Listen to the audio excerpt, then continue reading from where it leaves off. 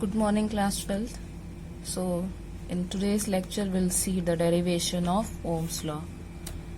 Till now, we had studied about Ohm's law, its experimental verification. Now, how we can derive this Ohm's law. So, this is again an important topic. In 3 marks, sometime it is asked to derive Ohm's law. So, the derivation is very important. So for doing this derivation, again we'll use the concept of drift velocity. That is why the second lecture of this chapter is very important. Go through that topic, and if you have any doubt, then you can ask me, because if you have that concept clear, so you can easily do the rest of the topic of this chapter, because that will start from that topic. So that lecture 2 is very important of drift velocity. So we will use that concept here to derive the relation. So we'll again choose a metallic wire of length L and A, area of the cross section of that metallic wire, when a potential difference is V is maintained across its end. So acceleration experienced by the electron of mass m is A is equal to F by m. F will be equal to E into E, because the electron will experience a force equal to Q into E, and Q will be E here, so E into E by m, where capital E is your electric field. Now if V is the potential difference, L is the length of the conductor, so E will become equal to V by L.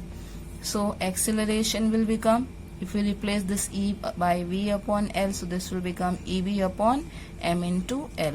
Now we know that drift velocity is Vd is equal to A into tau. Also, by current drift velocity relation, we have Vd is equal to I upon A N E, because I is equal to NEAVD, we had discussed. So Vd will become equal to I upon A N E. Now these two will be equal, so A tau will be equal to I upon A N E, and A will become equal to EV upon ML. So EV upon ML into tau will be equal to I upon A N E. Now keeping this V on one side, take all rest of the term on the right hand side. So what we'll get, V is equal to m upon NE square tau L by A into I.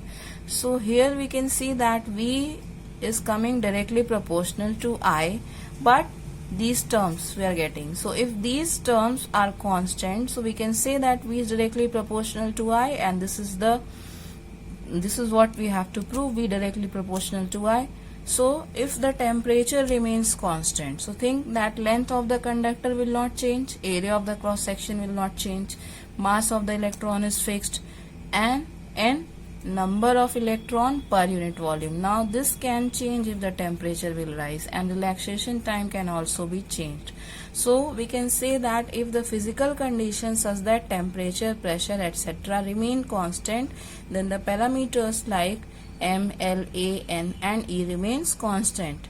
So here we must write that till the temperature remains constant, this whole term will remain constant. In that case, we can say that V is directly proportional to I, and this is what we have to prove. So thus V will become directly proportional to I, and which proves the Ohm's law. Now if we compare the earlier equation with V is equal to IR, so this whole term will become equal to R.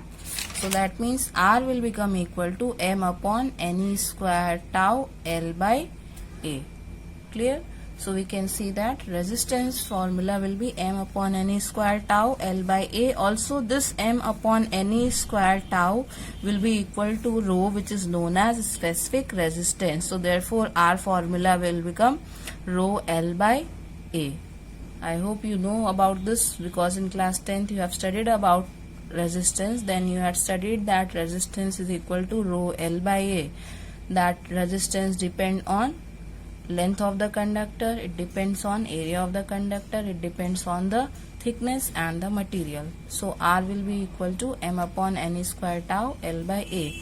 Now just I am giving few revision of that resistance. So I am saying that R is equal to rho L by A. So that means R is directly proportional to L, and R is inversely proportional to area. So when length will increase, resistance will increase. When area will increase, resistance will decrease.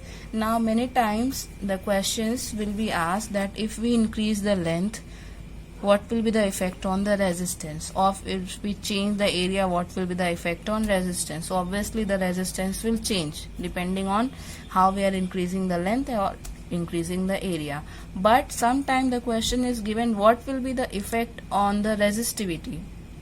So as you can see that R is coming equal to rho L by A. So this implies that rho will become equal to RA by L, and because of that the children get confused that rho is depending on A and L. No, rho is a constant. That means it depends on the characteristic property of the material. It does not depend on the length and area, and therefore by changing the length and area, specific resistance will not change. Resistance will change, but the specific resistance will not change. Now there is a formula for finding out the new resistance if the length is increased or decreased, and that formula is R dash is equal to N square R, where N is the factor by which the length is increased or decreased. So now we can change, like length is double, L will become 2L, so N will become equal to 2. So in that case the new resistance will become equal to R is equal to 2 square into R, that means 4R. So that means when the length become double, the resistance will become 4 times. Similarly, if L is reduced, L will become L by 2. So that means in that case N will become 1 by 2. So what will be the new resistance? R dash will become equal to 1 by 2 whole square into R. That means 1 by 4 R. That means resistance will become 1 by 4th. So resistance will be reduced when the length is reduced. Clear? Now I will tell you how we are getting this formula. R dash is equal to N square into R. So suppose if this is the general formula I am writing, so when the length is increased to N times, L will become N into L. So in the same ratio, area will be decreased. Area will become A by N. Why? Because we know that the volume remain conserved. Volume will not change. So volume kept constant. So whenever the length will be changed, area will be reduced by the same factor. When length will increase, so area will be reduced by the same factor, or area will be increased, length will be reduced by the same factor. So why? Because if suppose this is a conductor or a wire, and when you stretch it, so what will happen? So now this, if we are stretching this wire, so you can see that the area is decreased. When the length is increased, the area is decreased, but the volume remains same. So volume will remain same, but when length is increased, the area will be decreased. So that is what I am saying, that volume will always remains constant, and in that case we can say volume is what? A into L. So that means A1 into L1 will be equal to A2 into L2. Okay, so that's what I am saying. L will become N into L if N times length is increased. So in that same factor, area will be reduced, A by N. So suppose initially the resistance is rho, length is L, and area is A. The new resistance we are taking as R dash. Resistivity will not change. L is now becoming N into L, so this will become N into L, and area is reduced by A by N, so this will become A by N. So what it will become? This will become rho L by A, and this N will go in the numerator. This will become N square. Now this whole factor is equal to R, so that means R dash will become equal to N square into R. So this is what the relation, and this relation we can use directly, because sometime in 2 marks the question is asked to find out the new resistance if length is doubled or length is tripled. So you can use this formula for finding out the new resistance easily. We can do it directly also by this method. You write rho L by A, and suppose if given it is 2 times, then you will write 2 rho L by A, and then you will find out the ratio. So like that, here it will become like length is increased. So if we have R is equal to rho L by A, in the question it is given that length is increased 2 times. So when length will increase 2 times, area will be reduced also by 2 times. So R dash will become rho into 2L upon A by 2. So this will become, this 2 will come in the numerator, this will become 4 times rho L by A, and then you will write this will equal to 4R. So this is also by this method you can do it, and this method you can directly do it by using this formula. But keep in mind that n is the factor by which the length is increased or decreased. So by that factor, that value you have to square to get the value of new resistance. So this is what I want to tell you about the resistance, even though if you have studied in class 10, so you know already about this, and those who have not studied, then you can study this. Now we have specific resistance. So specific resistance, as we had discussed, is represented by rho. It is the characteristic property of the material, also known as electrical resistivity. So it is the ratio of the electric field at any point within the conductor and the current density J, and it is represented by rho. So rho will be equal to E by J. Now specific resistance is the characteristic property of the conductor. E is the vector quantity, J is the vector quantity. So in vector form we can give electric field as the multiplication of current density into specific resistance. So electric field can also be defined in terms of the product of resistivity and current density. Now if we consider that the electric field and current density is constant for a point within a wire, so in that case E is equal to V by L and J is equal to I by A. So rho will become, if we replace E by V by L and J by I by A, this will become V by L upon I by A. So this will become V by I into A by L, and since V by I is your R resistance, so rho will become equal to R A by L. So I told you that here we are getting R, this value will be equal to rho, so R is equal to rho L by A, so rho will become equal to R A by L. And if L is 1 meter, if we take a wire of length 1 meter and area of cross section 1 meter square, so in that case the resistivity will be equal to the resistance. A is 1, L is 1, so that means rho will become equal to R.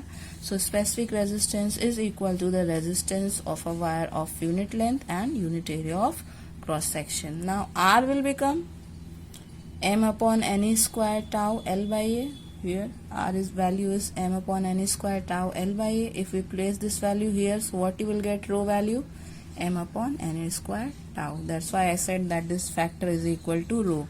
So rho is coming equal to M upon N square tau. So we can say that rho depends on what factor? Since mass of electron is fixed, electron value is fixed, number of electron per unit volume. Here N is what? Electron density.